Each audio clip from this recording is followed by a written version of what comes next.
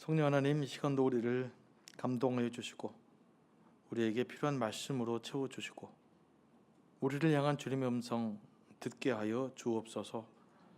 예수님의 이름으로 기도합니다. 아멘. 지난주에 광고했다시피 시니어 선교회에서 주최하는 인도네시아 말랑 선교여행 다녀왔습니다. 우리 교우들 5분 함께 다녀왔는데요. 이 말랑은 우리 교회에서 올해부터 지원하는 오효재 선교사님이 사역하는 곳입니다. 그곳에서 참 많은 은혜를 받았어요. 뜨겁게 기도도 했고. 근데 그분이 이런 말을 했는데 마음에 와 닿았어요. 갔던 사람들 다 마음에 와 닿았던 것 같아요. 선교는 행복해야 된다, 이런 이야기를 하시더라고요. 그분은 나는 눈물 나는 선교 이야기 아니라 행복한 선교 이야기를 하고 싶다. 또 선교도 행복할 수 있다는 것을 보여주고 싶다. 그리고 그것을 체험하게 해주고 싶다, 이런 이야기를 하더라고요. 과거에 선교사 먹을 것이 없었는데 냉장고에 바나나 1개밖에 없었다, 이런 이야기 아니라 선교도 행복할 수 있다는 것을 누리고 싶고 보여주고 싶고 나누고 싶다, 이런 이야기를 했어요. 제가 만나본 선교사 중에서 가장 솔직한 분이었어요.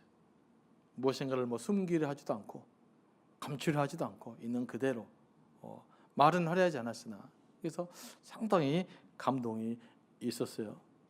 머리는 차갑게 가슴 뜨겁게, 또 그런 모습들도 보여주셔서 참 많은 은혜를 받았습니다. 저는 그 말을 들으면서 제 속으로 이렇게 또 생각해 봤어요. 저한테 한 말이죠. 그래, 목회도 행복해야 된다, 봉사도 행복하게 해야 된다. 나도 눈물 나는 목회 이야기 아니라 행복한 목회 이야기를 하고 싶다. 그리고 그런 것들을 보여주고 싶고 그런 것들을 성도들로 하여금 체험하게 해주고 싶다, 이런 속으로 기도를 했어요. 그런 마음이 생기더라고요. 또 같이 갔던 어떤 분은 카톡에다가 가슴은 뜨겁고 머리는 차갑게 선교는 펀펀 이렇게 하신 분도 계시더라고요. 그렇게 하면서 참 은혜를 받았어요. 그래서 여러분, 이제 우리도 우리 예배도 기도도 찬양도 봉사도 행복하게 있으면 좋겠습니다. 더 나아 우리 모든 신앙생활을 행복하게 했으면 좋겠어요. 그리고 그런 것도 세상 사람들에게 보여주면 좋겠어요. 그걸 나누면 좋겠습니다. 그래서 많은 사람들이 우리 교회에 와서 치유받고 회복되는 그런 교회가 되어져 가기를 소망합니다. 이를 위해서 기도해 주시기 바랍니다. 이번에 이제 선교 비전트립을 다니면서 이런 마음에 또 소원이 생겼어요. 우리에게 모든 성도님들이 이런 비전트립을 다녀오면 좋겠다. 어디든지 인도네시아일 수도 있고 몽골일 수도 있고 필리핀일 수도 있고 어디지만 한 번씩 다녀오면 좋겠어요. 왜냐하면 그곳을 가보니까 왜 복음이 소중한지, 왜 복음이 필요한지 너무 생생하게 느낄 수가 있었기 때문에 그래요. 말이 필요 없더라고요.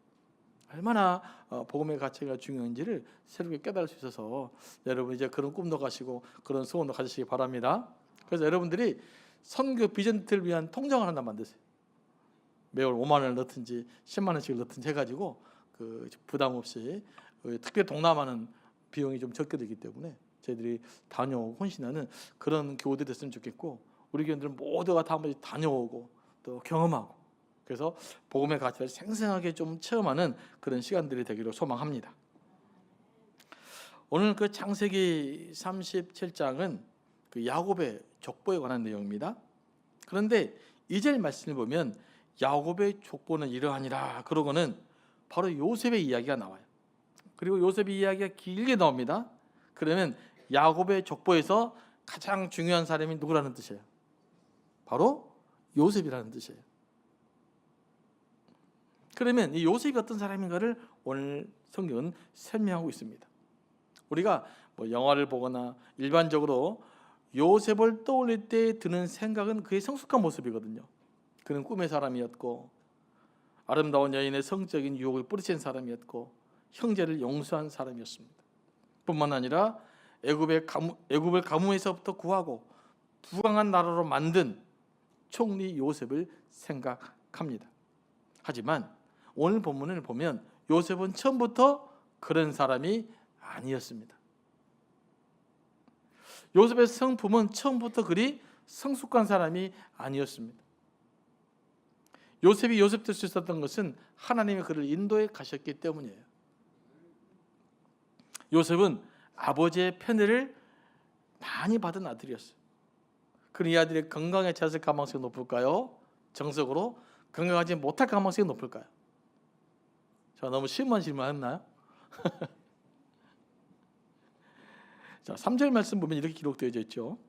요셉은 노년에 얻은 아들이므로 이스라엘이 야곱입니다. 여러 아들들보다 더 사랑함으로 그를 위하여 채색 옷을 지었더니 이렇게 기록되어 있어요.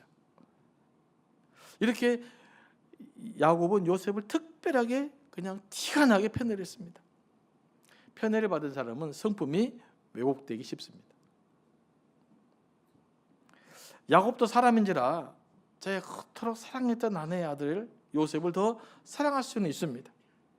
솔직히 말해서 자녀를 중에서도요 조금 더 마음 가는 아이가 있습니다. 뭐 말은 5손가락 다 똑같다 그러지만 솔직히 안 그래요. 그러지 않습니까? 네, 별로 뭐 말을 대답 없는 것 같은데 인정해야 싫을 뿐이지 실제로 그래요. 그런데 우리 자녀들도요 그 어느 정도 이해하고 넘어가요. 그래서 큰애와 둘째는 반드시 갈등 관계가 있습니다. 하지만 어느 정도로 넘어갑니다. 세상은 그런가 보다. 얘들이 어렸을 때도 맨 처음 깨닫게 되는 거예요. 하지만 이것이 과하면 문제가 생깁니다. 성격이 왜곡되어지고요. 형제들 간의 갈등이 생깁니다. 부모님의 사랑을 충분히 받지 못한 아이는 열등감에 빠지기 쉬워요. 그런데 편애를 받은 아이는요 이기적인 우월감에 빠지기 쉬워요. 다시 말하면 다른 사람의 입장을 전혀 고려할 줄 모르는 아이로 성장할 수가 있습니다. 그런데 야곱은 요셉을 눈에 띄게 편애했어요. 야곱은 요셉에게 채색 옷을 입혔습니다. 어떤 옷을 입혔을까 감이 안 오죠? 제가 그래서 이제 야곱의 옷을 쳐가지고 인터넷에서 자료를 하나 구해봤는데 왼쪽은 이제 야곱이라고 생각하면 됩니다. 그림인데 보통 저런 회색 옷을 입어요. 그 다음에 돈이 많이 들어간 옷처럼 보이죠? 위에는 노란색도 있고 붉은색도 있고 이렇게 화려한 채였던 옷을 입혔다라는 것입니다. 당시 일반 사람들이 입는 옷은 채색하지 않습니다. 그냥 그 양털로 많이 지어지면 그 양이 때 묻은 양털 색깔 그게 회색이잖아요. 그런 옷을 보통 입고 다녔어요. 당시에는 물감이 아주 귀했기 때문에 옷에 물감이 들어가면 엄청나게 비쌉니다. 요즘같이 좀 비싼 게 아니에요. 아주 많이 비쌉니다. 보통 소라에서 그 물감을 구하거든요. 그러니까 물감을 구하려면 엄청나게 많은 소라를 잡아야 됐고 엄청난 많은 노력이 들어갔기 때문에 물감이 들어가면 굉장히 비싸요. 특별히 이제 붉은 계열 옷감과 보라색 계열의 옷감이 가장 비쌉니다. 제일로 비싼 것은 퍼플, 그 보라색이고요. 그보다 조금 덜 비싼 건 제 넥타이 같은 색깔, 좀 붉은 색깔이 비싸죠. 그래서 여러 가지 물감으로 채색된 옷은 일반 평민들이 입을 수 없는 옷이에요. 그런 것들은 귀족들이나 입을 수 있었던 옷입니다. 그 옷을 요셉에게만 딱 입혔어요. 그러니까 다른 아이들이 볼 때 이거 너무한데? 이런 생각이 들겠습니까? 안 들겠습니까? 당연히 들 수밖에 없는 것이죠. 옷은 또한 신분을 나타냅니다. 그러니까 요셉에게 귀족의 옷을 입힌다는 것은 요셉이 다른 형제들보다 신분적으로 우위에 있는 것처럼 보이게 만든 거예요. 어쩌면 이것은 야곱의 의도였을 수도 있어요. 요셉에게 화려한 옷을 입힌 것은 그 장자의 신분이 요셉에게 있음을 암시하는 것이기도 합니다. 형제들에게 주지를 시키려고 한 것이죠. 왜냐하면 큰아들 루벤은 아버지의 후처를 범했어요. 그래서 그 사람은 이미 장자의 상속권으로부터 박탈됐단 말이에요. 그러면 그 뒤부터 장자권을 물려주는 것은 아버지가 싫겠죠. 그내가 너무나 사랑했던 그 여인의 아들, 또 이 사랑했던 아들이니까 이 아들을 좀 더 부각시켰던 것 같습니다. 그런데 실은 이러한 편애는 건강한 사랑이 아닙니다. 사랑은 부족한 것도 문제지만요, 과도한 편애는 더 문제입니다. 과도한 편애는 사랑이 아닙니다. 그건 집착이에요. 내가 사랑해서 마음에 더 뭔가가 좀 해서 이야기하지만 실은 그건 내 변명일 뿐이고 그 아이에게 뭔가 집착하는 것이 있기 때문에 그를 편애한 거예요. 그래서 여러분의 자녀 우리 사람이기 때문에 어느 정도 편애가 좀 있을 수밖에 없어요. 솔직히 말하면. 그런데 편애를 했다면 다른 아이에게 보상을 해줘야 돼요. 예를 들면 우리 아이가 너무 똑똑했어요. 너무 잘났어요. 그럼 다른 사람이 우리 딸은 공부도 잘하고 똑똑하고 그래요. 근데 둘째는 별로 안 똑똑해. 공부도 못해. 그럼 어떻게 될까요? 아이들은 다 그 소리를 듣고 살거든요. 다른 방면으로 그 칭찬을 돌아가게 해줘야 돼요. 얘는 성실하다든지 건강하다든지 이런 형태로 해서 보상을 해줘야 됩니다. 그래야 이 편애가 극복이 돼요. 그러면 아이들이 정서적으로 건강하게 자랄 수가 있습니다. 그런데 야곱의 편애에도 패턴이 있어요. 패턴. 야곱에게 처음 나타난 현상이 아니에요. 아버지 이삭도 에서를 편애했고 리브가도 야곱을 편애했습니다. 이것 때문에 야곱이 얼마나 힘든 과정을 겪었습니까? 그런데 이런 편애의 역사가 야곱에게 대물림됩니다. 그런데 야곱은 노골적으로 편애해요. 그 편애 현상이 강화되어져 나타나는 겁니다. 상담학 이론 중에서 원가족이라는 말이 있어요. 원가족. 이게 뭐냐면 태어날 때 처음 형성된 가족을 말해요. 내 부모, 그다음 형제 자매, 또 대가족은 뭐 할아버지 할머니 되겠죠. 그러니까 이 원가족이 오늘 나의 인격 형성에 아주 큰 영향을 미쳤던 거예요. 여러분이 지금까지 살아올 때 가장 큰 영향을 미친 사람이 바로 여러분이 태어났던 맨 처음 만났던 그 원가족이죠. 그 중에서도 부모님의 영향력이 가장 커요. 그러니까 아버지와 어머니의 삶의 방식과 문화, 아버지가 나를 대했던 방식, 어머니가 나를 대했던 방식, 우리 부모님들의 사람을 대하고 일을 처리하는 방식, 그리고 그분들의 삶의 규율들, 그리고 그분들이 누려왔던 문화가 우리의 삶의 방식에 가장 큰 영향을 미쳤다고 볼 수 있어요. 우리에게는 그 요소들이 아주 강하게 남아 있습니다. 그래서 문제는 뭐냐? 예수를 믿어도 내 안에 있는 원가족의 생활 방식이 잘 바뀌잖아요. 그래서 변화가 안 되는 겁니다. 예수를 믿었는데 내 생활 방식은 아버지에게 배운 대로, 부모님에게 배운 대로, 우리 가문의 전통대로 행동하기 때문에 안 변하는 거예요. 바울은 이를 옛사람이라고 부릅니다. 우리가 예수를 믿으면 새로운 피조물이 되잖아요. 그럼 하나님 나라의 새로운 백성이 되는 거거든요. 새로운 가정이 형성되는 거거든요. 그럼에도 불구하고 우리가 잘 변하지 않는 것은 복음으로 형성된 가족의 어떤 영향력보다 원가족의 영향력이 더 강하기 때문에 그래요. 그래서 변화가 잘 안 되는 거예요. 예수는 믿지만 생활 방식은 여전히 이전의 삶의 방식대로 돌아가기 쉽습니다. 우리나라 사람들은 예수를 믿어도 유교적인 방식으로 신앙생활을 해요. 복음을 믿었는데 복음이 잘 작동이 안 된단 말이에요. 삶의 영향, 삶 속에서. 우리는 복음 원리도 유교적으로 해석해요. 신앙을 종교화하고 율법화시킵니다. 그러니까 교회를 다녀도 예수를 믿어도 뭡니까? 국가라는 개념, 때로는 이 효라는 개념이 너무 강해버려요. 이게 이제 우리가 가지고 있는 문제라는 것입니다. 이게 사실 우리에게 여러분 일어나지 않습니까? 그래서 예수 믿었잖아요. 예수를 믿는 새로운 가족이 형성됐잖아요. 이 가족 구성원에 대한 그 뭐라 그럴까 정체성보다 지역에 대한 정체성이 더 커요. 이데올로기에 대한 정체성이 크단 말이에요. 그러니까 교회 안에서도 네가 진보냐 보수냐 아까 서로 안 맞으면 갈등이 생겨. 근데 예수 믿지 않는 사람들하고도 네가 진보야? 그럼 더 친해요. 너가 보수야? 그럼 더 친해. 너 어디 출신이야? 이게 아직 교회 안에서도 극복되지 못하고 있다는 것이 우리의 문제예요. 이걸 뛰어넘어야 돼요. 복음의 능력으로. 그래야 우리가 진정으로 새로워지는 것이죠. 근데 이 모든 것들 뭐 때문이냐? 바로 이 원가족의 영향 때문에 그래요. 그래서 우리가 영적으로 성장하려면요, 우리의 원가족의 패턴을 좀 알 필요가 있어요. 우리 부모님이 어떤 성향의 사람이었는지, 내게 주로 어떻게 일을 처리했었는지, 나를 어떻게 대했는지를 좀 잘 살펴볼 필요가 있습니다. 여러분, 인간은 완벽하지 않아요. 그럴 때 어떠한 부모도 자녀에게 긍정적인 영향도 심어줬지만 부정적인 영향도 같이 심어주고 있습니다. 그러면 어떻게 해야 우리가 더 성장할 수 있는가? 부정적인 영향력은 차단하고 긍정적인 영향들은 발전시키고 복음으로 새로워지면 우리가 새로운 가정, 새로운 삶의 패턴을 가져야 돼요. 이게 성장이에요. 이게 변화예요. 그래서 우리 이런 것들을 잘 분별할 수 있게 되기를 원합니다. 그러니까 자기를 돌아볼 필요가 있어요. 자기만 돌아보는 것이 아니라 나와 우리 부모님과 우리 가족들의 구성과 내가 어떤 관계를 맺고 살아왔는가를 한번 살펴볼 필요가 있단 말이에요. 이거 하지 않으면 맨날 예수 믿어도 똑같아요. 여기서 막 은혜 받았는데 문 열고 나가면 다시 유교적 생활 방식으로 돌아가 버려요. 그러니까 우리가 이런 부분들에서 잘 점검하고 체크하고 뭐가 문제인지를 어떤 면을 극복해야 될지를 잘 분별할 수 있게 되길 원합니다. 이런 성숙을 성경에서는 변화라고 그럽니다. 우리가 변화 일어나야 되잖아요. 그래서 변화 일어나려면 이런 것들도 잘 돌아볼 수 있어야 됩니다. 이를 위해서 정서로 건강한 영성 프로그램이 진행됐기 때문에 앞으로 계속 신청해 주시기 바랍니다. 네. 궁금하죠?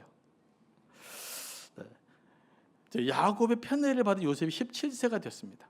요즘 17세 그러면 청년이죠. 당시 17세는 청년일까요? 어른일까요? 완전한 성인입니다. 요셉이 다 큰 성인인데도 불구하고 아직 성장하지 못한 어린아이의 모습을 보여주고 있어요. 그것이 뭡니까? 바로 고자질이에요. 뭐라고요? 고자질. 한두 살 먹은 아이도 아닌데 다 큰 성인이 되었음에도 불구하고 이런 습관이 남아 있었던 거예요. 자, 2절 말씀 보면 이렇게 기록되어 있습니다. 그가 그들의 잘못을 아버지께 말하더라. 좀 더 정확하게 의미를 이렇게 살펴보니까 무슨 뜻이냐면요, 요셉이 형들이 잘못했어요. 그리고 형들이 잘못한 것을 커버해 준 것이 아니라 더 부정적으로 말했단 말이에요. 형이 요만큼 잘못해 더 크게 잘못한 것처럼 아버지에게 전달했다라는 뜻이에요. 뭐 형제들 좋아할 수 있겠어요? 또 옷이 지위를 나타낸다고 그러잖아요. 요셉에게 채색 옷을 입혀놨더니 헷갈린 거예요. 본인 역할을. 지가 감히 형들의 감독자 역할을 한 거예요. 이건 잘못했고 저건 잘못했고 아버지는 다 꼬질러 잃는 것입니다. 그러니 형제들이 요셉을 좋아할 수 있겠어요? 이런 요셉을 형제들은 미워했습니다. 그래서 미워하다에 해당되는 그 히브리어 단어가 싸네라는 단어인데 이것은 단순히 미워하는 것이 아니라 원수처럼 여겨서 증오했다는 뜻이에요. 그러니까 한 아버지가 편을 해서 이 편으로 생긴 문제가 뭡니까? 형제들이 그 아들을 증오하게 만들어버린 거예요. 아버지 편애가 자식들 간의 형제를 깨뜨려버린 것입니다. 요셉을 증오의 대상으로 만들어버렸고 결국에는 사랑하는 아들 요셉을 궁지에 몰리게 만든 거예요. 참 어렵죠. 그래서 우리가 가능하면 우리가 이 편애하지 않으려고 노력을 좀 하셔야 됩니다. 지난번처럼 말씀드렸지만 내가 이쪽에 좀 기울어졌다 싶으면 다른 반대에 보상을 해주셔야 돼요. 그러면 자녀가 건강하게 자랍니다. 그 리더들도 마찬가지죠. 큰 리더일수록 편애하지 않으면 좋습니다. 하지만 그건 불가능해요. 사람이니까. 그래서 그런 것들을 다른 형태로 자꾸 보상해주는 훈련들을 하셔야 돼요. 그러면 좋은 리더가 됩니다. 그러니까 좋은 리더십은 이걸 잘하는 거예요. 어느 누구도 완전히 공정은 불가능합니다. 다른 형태로 보상해주면서 그 문제를 해결해 가는 수밖에 없어요. 그것이 우리가 할 수 있는 최고의 공정인 거예요. 왜냐하면 누구에게나 똑같이 적용할 수는 없거든요. 또 사람의 성향이 다 다르기 때문에 똑같은 기준으로 설명할 수도 없는 것입니다. 그래서 가능하면 편견하지 않도록, 편애하지 않도록, 또 혹시 편애가 됐다는 느끼면 그 다른 대상에는 다른 반대급부로 그들을 보상해 줄 수 있도록 그 훈련들을 잘 할 수 있게 되기 원합니다. 그래서 좀 좋은 리더가 되시고 좋은 부모님이 되시고 좋은 관계를 유지하며 살아갔으면 좋겠어요. 자, 그러던 어느 날 요셉이 꿈을 꿔요. 그 꿈의 내용이 뭡니까? 야곱의 자녀들이 밭에서 곡식단을 묶어놨단 말이에요. 그런데 요셉이 묶은 단이 딱 일어섰어요. 다른 모든 단들은 요셉의 단에 둘러서 절을 하더라는 것입니다. 이 꿈을 요셉은 형제들에게 자랑스럽게 말했어요.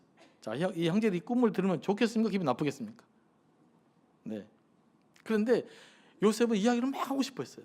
영어로 보니까 Please listen to me. 제발 내 이야기 좀 들어주세요, 형들. 이렇게 했단 말이에요. 참 철이 없어도 이렇게 없을 수가 없어요. 요셉의 꿈을 들은 형제들은 격분해서 말합니다. 야, 네가 진짜로 우리의 왕이 되겠다는 거야? 너 진짜 우리 다스리려고 그래? 이렇게 이제 요셉을 책망을 한 겁니다. 성경에 뭐라고 기록되어 있느냐? 형제들은 요셉의 꿈과 말 때문에, 또 유진 피터슨의 메시지를 보면 꿈과 그 말투 때문에 요셉을 더욱 미워했다라고 기록되어 있어요. 그냥 꼴보기도 싫은 거예요, 요셉이. 자, 요셉은 형제들이 자기를 미워한다는 것을 알았을까요? 몰랐을까요? 몰랐을 것 같습니까? 알았어요. 사절 말씀 이렇게 기록되어 있습니다. 형제들은 요셉에게 편하게 말할 수 없었더라. 이 말이 무슨 말인고 생각하니까 저도 해석이 잘 안 돼. 그래서 이제 주변에 주석들 살펴봤어요. 이런 뜻입니다. 요셉은 형제들이 요셉에게 다정하게 말하지 않았대요. 예를 들면 이런 겁니다. 당시에 유대인들 아침에 서로 만나 인사가 뭡니까? 샬롬 해야 돼요. 그런데 형제들이 요셉을 만났을 때 샬롬이라는 인사를 안 했다는 거예요. 그러면 요셉이 형제들 나이를 좋아하지 않구나라는 것을 모를 수는 없겠잖아요. 그래도 요셉은 자기가 하고 싶은 이야기를 또 막 해요. 자, 이러다가 며칠 뒤에 얼마 후에 또 꿈을 꿨어요. 그리고 이번에는 이제 아버지 야곱과 함께 있는 데서 자기가 꿈을 말합니다. 이번에 꿈을 꾼 내용이 뭡니까? 해와 달과 11별이 자기에게 절을 하더라는 것입니다. 이번에는 야곱이 아버지가 꾸짖어요. 야, 너 그런 회개한 꿈을 꾸냐? 그러면 야, 나와 네 어머니와 네 형들이 네한테 지금 땅에다가 무릎 꿇고 절이라는 뜻이냐? 그것이 가능한 일이냐? 이렇게 이제 꾸짖습니다. 그럼에도 불구하고 야곱은 그 마음속에 요셉의 말을 잘 간직했더라 라고 말합니다. 그러면 왜 이렇게 형제들이 발끈하고 야곱이 요셉을 꾸짖었을까요?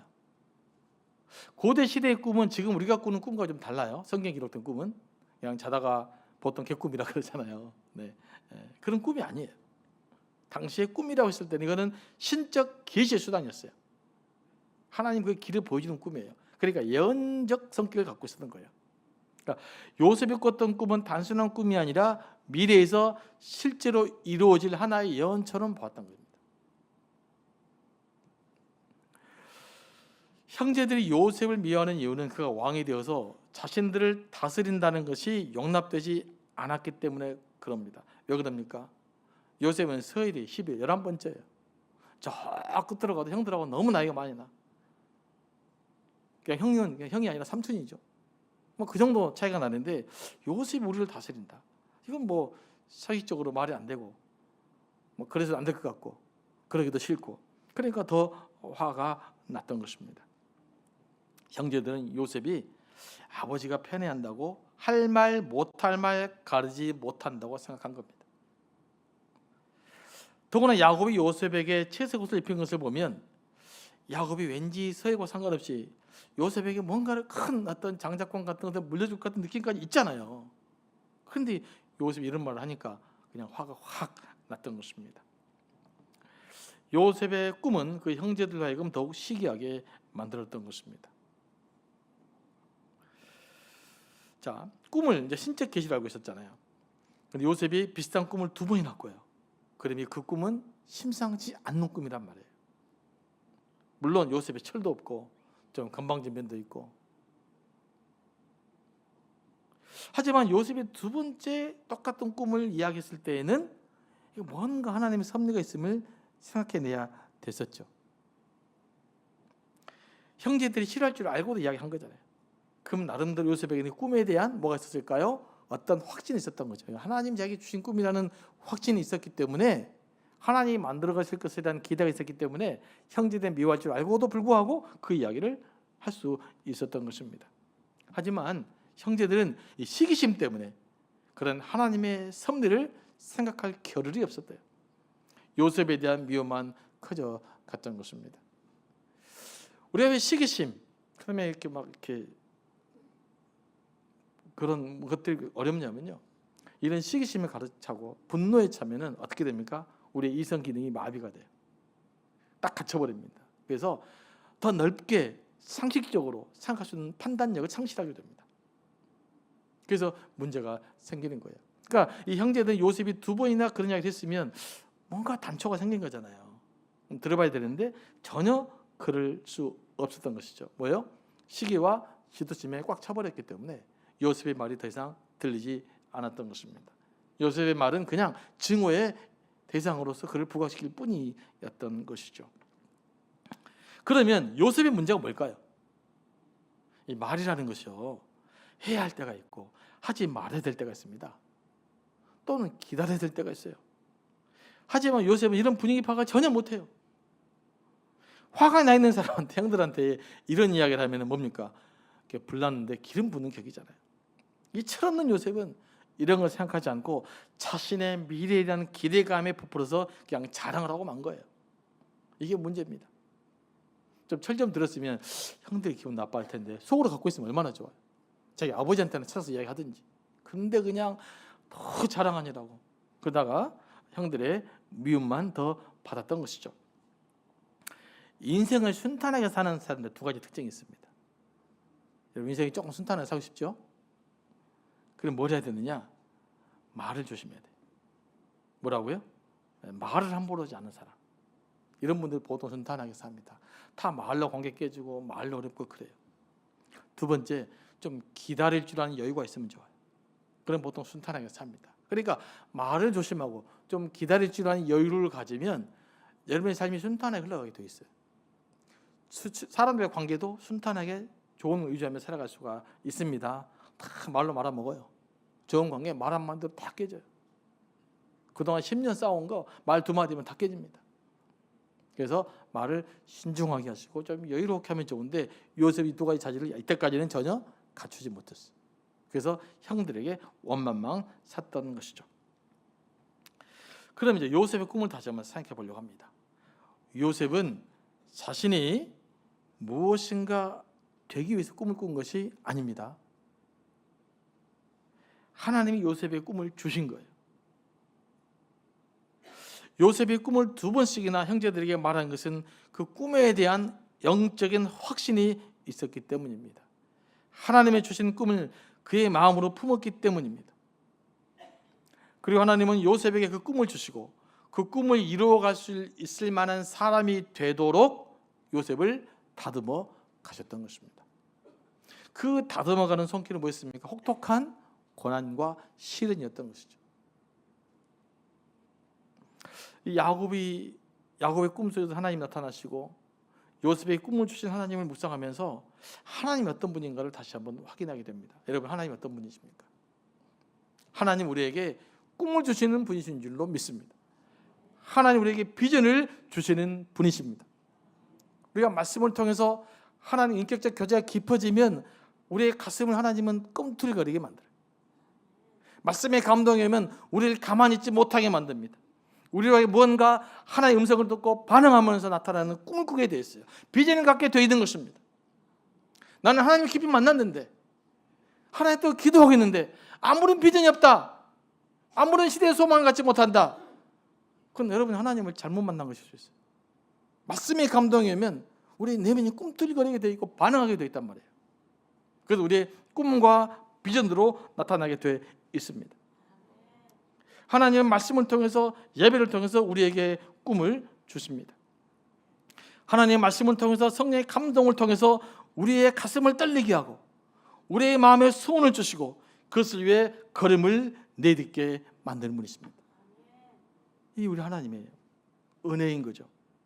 그래서 기도 가운데 찬양 가운데 하나님의 감동이 있어서 그 감동이 나를 움직이는 그런 가슴 떨리는 역사가 여러분의 삶 가운데 있어지기를 원합니다. 사람이 이렇게 잘 살려면요, 막 가슴이 떨리는 무언가가 있어야 돼요. 가슴 설레이는 무엇인가가 있어야 돼요. 내 삶의 의미를 걸어낼 수 있는, 내 목숨을 한번 던져볼 수 있는 그 무엇인가가 여러분을 움직여야 돼요. 하나님의 말씀이 그 기능을 해야 돼요. 그래 여러분이 살아있는 거예요. 그래 여러분 하나님 인격적 교제를 갖고 있는 거예요. 그런데 기도를 해도 예배를 드려도 그냥 아무런 감동도 없고 아무런 가슴 떨림도 없고 아무런 설레임도 없고 아무런 기대도 없다면 이거 뭔가 우리가 하나님을 제대로 만나고 있지 못한 거라고요. 여러분 다시 한번 말씀을 깊이 묵상할 수 있게 되기를 원합니다. 말씀이 여러분을 움직일 수 있게 되기를 원합니다. 성령의 감동이 여러분의 삶을 꿈틀거리게 만들 수 있게 되기를 원합니다. 내가 죽어도 이거 하나만큼 해보고 죽어야 되겠다라는 그런 꿈들이 여러분에게 다시 회복되기를 소망합니다. 이런 말이 있어요. 여러분도 이미 들었던 말일 겁니다. 사람은 음식이 없이는 40일을 살 수 있고 물이 없이는 3일을 살 수 있고 공기 없이는 8분을 살 수 있다. 하지만 소망이 없이는 단 1초도 살 수가 없다. 종종 들어봤을 거예요. 그러니까 오늘 나의 삶을 생명력 있게 살아가게 하는 것이 힘이 뭐냐? 오늘 나를 생동감 있게 살게 만드는 힘이 뭐냐? 그게 뭡니까? 바로 소망이에요. 희망이에요.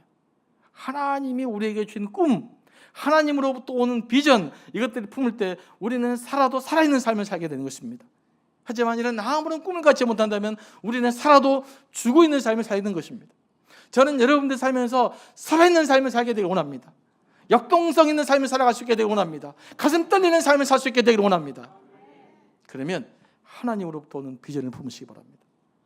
하나님 나를 꿈꾸며 살아갈 수 있게 되기를 소망합니다. 이제부터 이렇게 기도하십시오. 하나님, 제게도 꿈을 주십시오. 제게도 사명을 주십시오. 제게도 비전을 주십시오.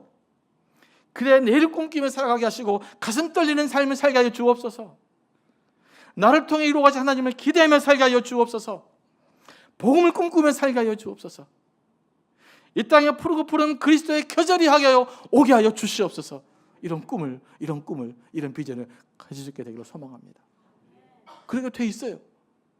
성령을 경험하면, 그리스도의 복음을 실제로 경험하면 그 열정들이 솟아나게 되어 있습니다. 그 삶을 우리가 살아갈 수 있게 되기를 원합니다. 나는 좀 연세가 든 것 같다. 나는 젊은이처럼 살 수가 없다. 그럼 이렇게 기도하십시오. 저는 마지막까지 교회를 위해서 기도하는 자의 삶을 살겠습니다. 저는 마지막까지 눈을 감을 때까지 하나님을 찬양하는 삶을 살겠습니다. 마지막까지 거룩한 예배자로 삶을 살아가겠습니다. 마지막까지 한 영혼을 구하는 데 힘쓰는 삶을 살겠습니다. 내 인생에 살아있는 동안 사람을 살리고 세우는 삶 살아내겠습니다. 내 삶을 통해서 예수 그리스도의 삶이 생각나는 삶을 살아내고 싶습니다. 이렇게 기도하시기 바랍니다. 그럴 때 하나님의 놀라운 역사가 우리 가운데 임할 줄로 믿습니다. 사업하시는 분들 이런 꿈을 꾸시기 바랍니다. 주님, 열심히 돈을 잘 벌게 해주십시오. 그래서 주를 위해 헌신하게 하시고 교회를 헌신하게 하여 주시고 사람을 살리고 사람을 세우는데 쓰임받게 하여 주옵소서. 이런 꿈을 가지고 이런 비전을 가지고 여러분 사업도 감당하시기 바랍니다. 이런 꿈과 이런 비전을 가지고 여러분 직장생활을 감당할 수 있게 되기를 소망합니다. 이런 꿈과 이런 비전을 가지고 여러분의 자녀를 위해 기도하시기 바랍니다. 여러분 인생을 위해 기도하시기 바랍니다. 하나님 놀라운 역사가 우리 삶을 인도해 가실 것입니다.